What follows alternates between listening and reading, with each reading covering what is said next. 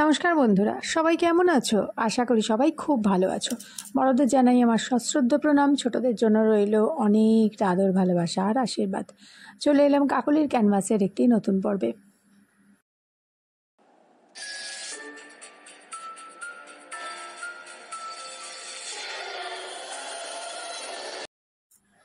আগের দিন তোমাদের শুক্লা জেঠুর অভিজ্ঞতা হওয়া কিছু ভৌতিক ঘটনা তোমাদের সাথে শেয়ার করেছি। আজকে শেয়ার করব পলাশের কিছু ভৌতিক অভিজ্ঞতার ঘটনা। পলাশ বলছে যে পলাশ যে অফিসে কাজ করে, অ্যাকাউন্টস ডিপার্টমেন্টে পলাশ কাজ করে, কিন্তু একটাই যে পলাশের যেখানে ওদের অফিসে যারা যারা পার্টিরা আসে, অনেক সময় হয় কি কিছু কিছু ক্ষেত্রে স্পেশাল যারা ওদেরকে কাস্টমার, মানে যারা ওদের কাস্টমার, তাদের কিছু কিছু জিনিস ওই অফিসে গিয়েই দেখে শুনে নিজে সরেজমিনে তদন্ত করে আসতে হয়। তো সেই কাজটা পলাশ করত। একবার ছত্তিশগড়ের একজন কাস্টমার, তিনি ওই ছত্তিশগড় থেকেই এদের অফিসে, পলাশদের অফিসেই তার ব্যবসার সমস্ত হিসাব নিকাশ করাতেন। তো কিছু একটা ক্ষেত্রে গণ্ডগোল দেখা দিয়েছিল। তখন ওদের যে স্যার, বস, পলাশকে বলেছিল যে ছত্তিশগড়ে গিয়ে একটু সরেজমিনে তদন্ত করে আসো, কারণ কিছু কিছু কাগজ মিসিং, কিছু কিছু কাগজ হয়তো পাওয়া যাচ্ছে কিন্তু সেটা ঠিক জেনুইন মনে হচ্ছে না, মানে এরকমই কিছু ছোটোখাটো সমস্যা। পলাশ বলছে যে ওদের প্রায়শই এরকম যেতে হতো। তো সেই হিসাবে পলাশ গিয়েছিল ছত্তিশগড়ে, এবং পলাশের নিজস্ব যে গাড়ি ছিল সেই গাড়ি নিয়েই গিয়েছিল। তো পলাশ ছত্তিশগড়ে যেখানে পৌঁছলো জায়গাটা, সেই জায়গাটা দেখলো যে বিশাল বড় একটা সত্যি অফিস, এবং সেই অফিসটায় প্রচুর লোক কাজ করে। আর যে খাতাপত্র দেখা, যে হিসাব দেখার, সেইটা দেখার জন্য যখন অফিসে পৌঁছলো তখন সেদিন প্রায় হাফ ছুটি হয়ে গেছে। সেদিন কিছু একটা উপলক্ষ ছিল, পলাশ বলছে যে কোনো একটা উপলক্ষে অর্ধেক ওদের যে মানে স্টাফ তারা একদম চলে গিয়েছিল বাড়িতে, আর ওদের যে বস সে ছিল, আর যে পিএ, বসের যে পিএ, সেও বেরিয়ে গিয়েছিল। তো বসের সঙ্গে দেখা টাকা করে কথাবার্তা বলার পর সেই বস পলাশকে বলেছিল যে সেদিন যেহেতু বেশিরভাগ লোকই আসেনি, কাজেই পলাশকে সঠিকভাবে কাগজপত্র, বিভিন্ন ডিপার্টমেন্টের কাগজ লাগে, তো সেটা সেদিন দেওয়া সম্ভব নয়। অন্তত পলাশকে 7 দিন না হলেও 4-5 দিন থাকতেই হবে, কারণ সেটা পলাশের পক্ষেও সুবিধা হবে আর ওদের বসের পক্ষেও সুবিধা হবে। সব কাগজপত্র বলার সাথে সাথেই তো হাতে রেডি থাকে না, সেগুলোকে জোগাড় করে আনতে হবে, বা কিছু খোঁজ করতে হবে, কিছু ফাইল কোথায় আছে বার করতে হবে। তো এইসব বিভিন্ন কারণে পলাশকে বলেছিল মোটামুটি ওই 5 থেকে 7 দিন মতো ওখানে থাকতে হবে। তো পলাশ যে বাড়িতে ছিল, মানে যে বাড়িতে ওর থাকার ব্যবস্থা করা হয়েছিল, সেই বাড়িটার পজিশনটা সত্যিই খুব সুন্দর। পলাশ প্রতিদিন সকালবেলাতে খেয়ে দিয়ে উঠে বেরিয়ে যেত ওই অফিসে, ও রোজ সন্ধ্যাবেলায় চলে আসতো। তো প্রথম 2 দিন তো বেশ ভালোই গেল, যেদিন গিয়েছিল আর তার পরের দিন। কিন্তু তার পরের দিন পলাশ যখন আসছিল 8:30-9টা নাগাদ, পলাশ বলছে ওর মনে হলো ওর গাড়িতে কেউ পিছু নিয়েছে। পলাশ বলছে কলকাতা হাওড়ার মতো এরকম বিজি রোড ওখানে নয়। যে সময়টায় ও বাড়ি আসতো সেই সময় কিছু কিছু জায়গায় গাড়ি চলতো, এবার কিছু কিছু রাস্তা পেরিয়ে আসার সময় ও দেখতো সেই সব রাস্তাগুলো প্রায় শুনশান ফাঁকা, আর ও একাই গাড়ি চালিয়ে আসছে। আর ওই রকমই একটি জায়গায় পলাশ বুঝতে পারলো, মানে ওর যে সামনে যে মিররটা থাকে সেটা দিয়ে দেখলো, যে আয়না দিয়ে দেখলো যে পেছনে কেউ একজন ওকে ফলো করেছে, এবং তাকে পরিষ্কার দেখা যাচ্ছে না, কিন্তু দূর থেকে হেলমেট, তারও হেলমেট মাথায় আছে যার জন্য মুখটা বোঝা যাচ্ছে না, কিন্তু ফুল দমে ওকে ফলো করেছে, এবং ও যেখানে দাঁড়াচ্ছে সেও সেখানে দাঁড়াচ্ছে। তো পলাশের খুব ভয় হলো। পলাশ বলছে সমস্ত ইম্পর্টেন্ট কাগজপত্র তার কাছে থাকে, এবার বলা যায় না তো কোথায় কে শত্রু লুকিয়ে আছে, বা কি জানি অচেনা জায়গা। তো ও করতো কি, মানে প্রচণ্ড ভয়ে এসে গাড়িটা দাঁড় করিয়ে আগে কাগজপত্র নিয়ে সোজা বিল্ডিংয়ে ঢুকে যেত, এবং বিল্ডিংয়ে ঢুকে গিয়ে তারপরে ওর ঘর থেকে লক্ষ্য করতো যে কে ওকে ফলো করেছে। আর সব থেকে বড় কথা হচ্ছে, ও যখন গাড়িটা নিয়ে বিল্ডিংয়ের সামনে দাঁড়াতো তখন ওই বাড়ির সামনেই, মানে বিল্ডিংয়ের সামনেই 2টো কুকুর থাকতো। ওই কুকুর দুটো না পোষা, কিন্তু পোষার মতোই হয়ে গেছিলো, অল টাইম ফলো করতো। ওই যে কুকুর দুটো থাকতো, ওই বিল্ডিংয়েরই লোকজন ওদেরকে খেতে দিত, এবং ওরা এত ভালো ছিল, পুরো সারাক্ষণ চুপচাপ বসে থাকতো। আর বিল্ডিংয়ে নতুন কোনো লোক এলেই তার দিকে একটু তেড়ে যেত, কিন্তু সেরমভাবে যে খুব একটা বেশি সে একদম সাংঘাতিক হিংস্র তা নয়।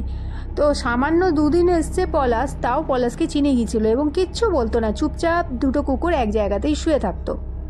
এবার পলাশ বলছে যেদিন থেকে ওর মনে হলো যে কেউ একজন ওকে ফলো করছে, তো সেদিন থেকেই কুকুর দুটো প্রচণ্ড পরিমাণ চিৎকার করতো, মানে এত তেড়ে তেড়ে তেড়ে তেড়ে আসতো। তো পলাশ পরিষ্কারই বুঝে গিয়েছিল যে কেউ তো ওকে ফলো করছে। গাড়িটা দাঁড় করিয়ে ও সোজা ঘরে ঢুকে গেছে এবং ঘরে ঢুকে গিয়ে ওর যা কাগজপত্র, দরকারি কাগজপত্র সঠিক জায়গায় রেখে ও এইবার ওখান থেকে, ওপর থেকে, ও যে ব্যালকনি থেকে, ওখান থেকে লক্ষ্য করছে যে ওর গাড়ির পেছু পেছু কে এসছে, কারণ দোতলা থেকে মোটামুটি অনেকটা দূরই দেখা যায়। তো দেখলো যে কাউকেই দেখা যাচ্ছে না, কিন্তু কুকুর দুটো তাও চিৎকার করে যাচ্ছে। আসলে কুকুরে তো গন্ধ শুকে বুঝতে পারে। সেটা একটু একটু ভয় হতে থাকলো, কারণ পলাশ বলছে যে এইভাবে 1 দিন 2 দিন পিছু করে হয়তো বাড়িটা দেখে যাচ্ছে, এবার হয়তো ও কাজে বেরোবে, সেই সময় যদি ঘরে ঢোকে তো মহা মুশকিল হয়ে যাবে। এই নিয়ে ও খুব চিন্তায় ছিল। রাত্রিবেলায় যখন আসছে, সেদিন ওর আসতে একটু রাত্রির হয়ে গিয়েছিল, এই 10:30 11টাও হয়ে গিয়েছিল, কারণ সেদিন রাস্তায় খুব জ্যাম ছিল। এইবার ও যখন ও সেই রাস্তাটায় ঢুকলো, যে রাস্তাটা মোটামুটি ফাঁকা থাকে, ঠিক ওইখান থেকে যথারীতি তাকে সেই ছেলেটি ফলো করে। ছেলে কি লোক কি কে বোঝা যেত না, কারণ মাথায় তো হেলমেট পরা থাকতো। এইবার তাকে ফলো করেছে। আর পলাশ মানে খুব স্পিডে না চালিয়ে আস্তে আস্তে চালাচ্ছে, কারণ ও চাইছে যে সে তাকে ওভারটেক করে চলে যাক, কিন্তু সেও ওভারটেক করছে না, সেও পলাশকে ফলো করছে। এইবার পলাশ সেদিনকে করেছিল কি, ওই যে সিসিটিভি যে আছে ক্যামেরাগুলো, সেগুলো ওর গাড়ির পেছনে ফিট করে রেখেছে। এইতে গাড়িটা নিয়ে এসে দাঁড় করিয়ে ভেতরে ঢুকে যাবে। রাত্রিরে 11টা, যেহেতু প্রচুর রাত্রির হয়ে গেছে, তো সেদিন তো পরিষ্কার বুঝতে পারবে যে কে ছিল। তো করলো কি, গাড়িটাকে দাঁড় করিয়ে ও ভেতরে ঢুকে গেল এবং সেদিন মানে বেশ অনেকক্ষণ ধরে ও ঘরের ভেতরেই থাকলো, ব্যালকনি দিয়েও দেখেনি, কারণ ও ভাবছিল যে ব্যালকনি দিয়ে দেখাটাও বোধহয় সে দেখে ফেলছে, সেই জন্য সে সামনে আসছে না। এইবার ও করেছে কি, পলাশ বলছে আমি জাস্ট আগে করতাম কি, গাড়ির ভেতর থেকে ডিকি থেকে কাগজপত্র শুধু প্যাকেট নিয়ে ঘরে ঢুকে যেতাম। সেদিনকে কিচ্ছু বার করেনি। পলাশ বলছে যাতে লোকে বোঝে যে ওর ভেতরে রেখে ও ভুলে ফেলে দিয়ে গেছে, এবং চাবিটাও ডিকিতে, মানে টিকিও খোলেনি, আর গাড়ির চাবিটাও ওই গাড়িতেই লাগিয়ে রেখে গেছে, মানে লোককে লোভ দেখাবার জন্য। ও বলছে খুবই রিস্ক সেদিন নিয়েছিলাম। তো ঘরে ঢুকে গেছে, আর কুকুরগুলো পুরো ছিঁড়ে খাচ্ছে, মানে এত কুকুর ডাকছে যে চিন্তা করা যায় না। পলাশ তো প্রায় বেশ কিছুক্ষণ ধরে ঘরের ভেতরেই চুপ করেছিল, ওপর থেকে দেখেও নি, কারণ ওর ধারণাই ছিল যে আজকে ও চোরকে দেবে, সরাসরি সুযোগ দেবে।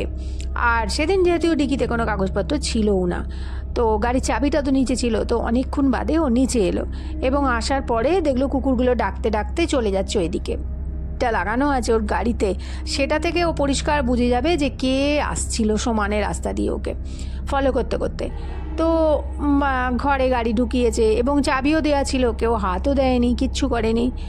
তো গাড়িটা ঢোকাবার পর ও ঘরে গেছে এবং ওইটা ওর কম্পিউটারে ফিট করেছে।